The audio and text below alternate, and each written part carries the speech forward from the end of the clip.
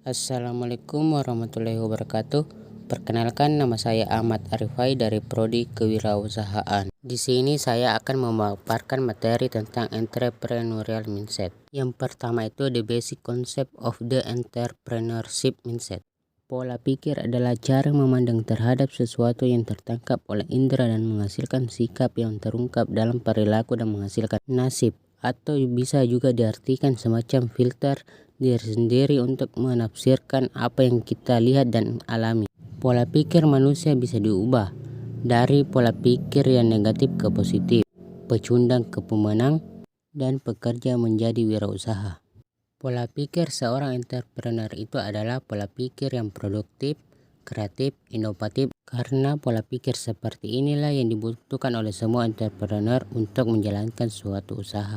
Mungkin hal-hal di bawah ini bisa dilakukan dalam memulai suatu usaha. Yang pertama itu motivasi yang kuat, kedua mindset yang tepat, produktif, kreatif, dan inovatif, dan yang ketiga itu lakukan saja. Selanjutnya yaitu the entrepreneurial process. Proses kewirausahaan meliputi hal-hal yang lebih dari sekedar melaksanakan kegiatan pemecahan masalah dalam sebuah posisi manajemen. Seorang wirausaha perlu mencari, mengevaluasi, serta mengembangkan peluang-peluang dengan cara mengatasi sejumlah kekuatan yang menghalangi penciptaan suatu hal yang baru. Proses aktual itu sendiri memiliki 4 fase khusus, yaitu identifikasi dan evaluasi peluang yang ada, kembangkan rencana bisnis, sumber-sumber daya yang diperlukan, dan laksanakan manajemen usaha tersebut. Selanjutnya yaitu the opportunity. Biaya peluang atau opportunity cost adalah biaya yang dikeluarkan atas hilangnya kesempatan akibat pemenuhan suatu kebutuhan lain. Dalam bisnis ini, biaya peluang menjadi biaya ekonomi yang harus dikeluarkan untuk suatu kegiatan produksi barang atau jasa yang berkaitan dengan pilihan aktivitas lain yang dikorbankan. Dengan kata lain, biaya peluang diukur dari kebermanfaatan yang ditinggalkan untuk memilih kegiatan lain. Selanjutnya yaitu ecopreneurship. Ecopreneur dapat diartikan sebagai entrepreneur yang memfokuskan diri kepada perjuangan yang ramah lingkungan, mencoba melaksanakan bisnis yang mempersembahkan laba kepada lingkungan.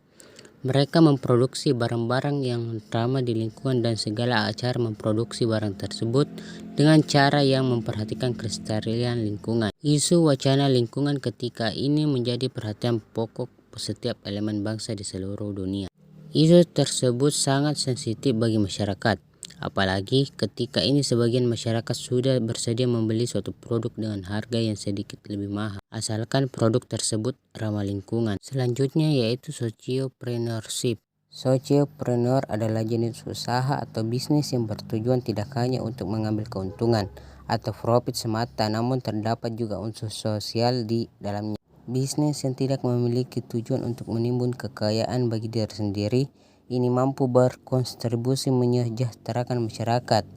Jenis usaha sociopreneur pun beraneka ragam, mulai dari kesehatan, pendidikan, bahkan hingga lingkungan. Hal ini tergantung orang yang melakukannya.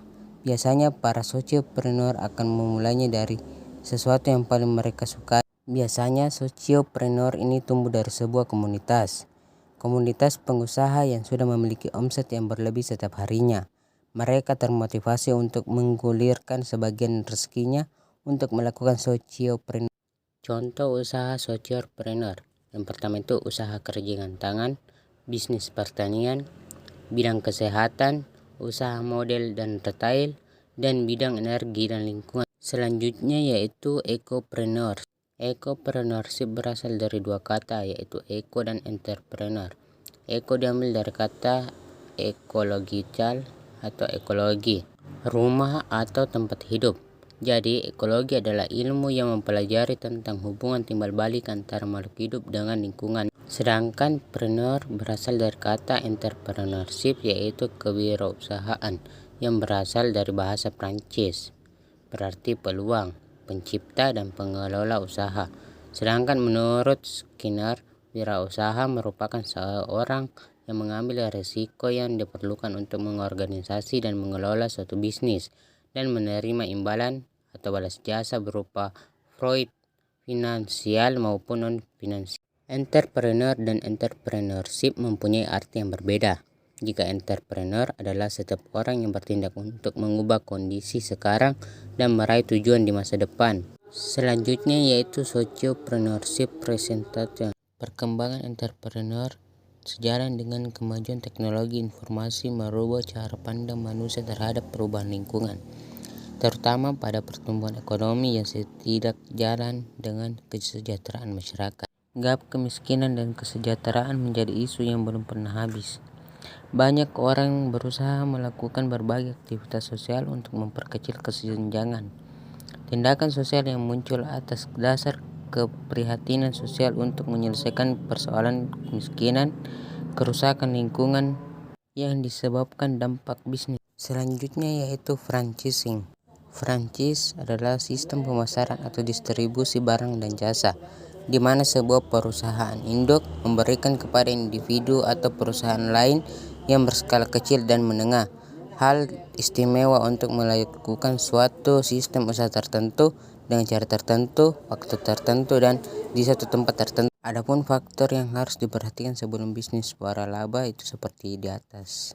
Selanjutnya yaitu family business. Perusahaan keluarga adalah suatu perusahaan yang memegang saham mayoritasnya adalah sebuah keluarga, dan posisi pengelola dikuasai oleh anggota keluarga, serta diharapkan keturunan keluarga tersebut mengikuti jejak mereka nantinya sebagai pengelola. Sementara Aronoff dan Ward menyatakan suatu perusahaan dinamakan perusahaan keluarga jika terdiri dari dua atau lebih anggota keluarga yang menguasai keuntungan perusahaan. Sementara Donnelly menyatakan suatu organisasi digolongkan perusahaan keluarga apabila paling sedikit ada keterlibatan dua generasi dalam keluarga itu dan mereka mempengaruhi kebijakan perusahaan. Selanjutnya yaitu bisnis model canvas. Bisnis model canvas adalah salah satu alat untuk membantu kita melihat lebih akurat bagaimana rupa usaha yang sedang kita akan jalani. Dengan tool ini, kita seakan melihat bisnis dari gambaran besar, namun tetap lengkap dan mendetail apa saja elemen-elemen kunci yang terkait dalam bisnis kita. Dengan demikian, kita bisa melihat seputar bisnis kita dengan mengevaluasi satu demi satu elemen-elemen kunci. Jadi lebih mudah menganalisis apa yang kurang tepat, dan pada akhirnya kita bisa mengambil langkah untuk mencapai tujuan bisnis kita. Adapun 9 aspek bisnis model canvas yaitu seperti di atas.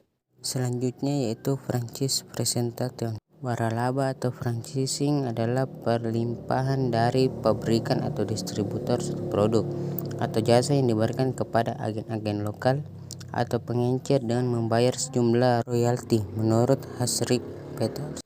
Waralaba atau franchising adalah peluang bisnis di mana pemilik, produsen, atau distributor sebagai franchisor dari barang atau jasa atau merek tertentu memberi hak kepada individu atau franchising untuk menjadi agen lokal dan barang dan jasa sebagai imbalannya menerima pembayaran atau royalti yang telah ditetapkan menurut background.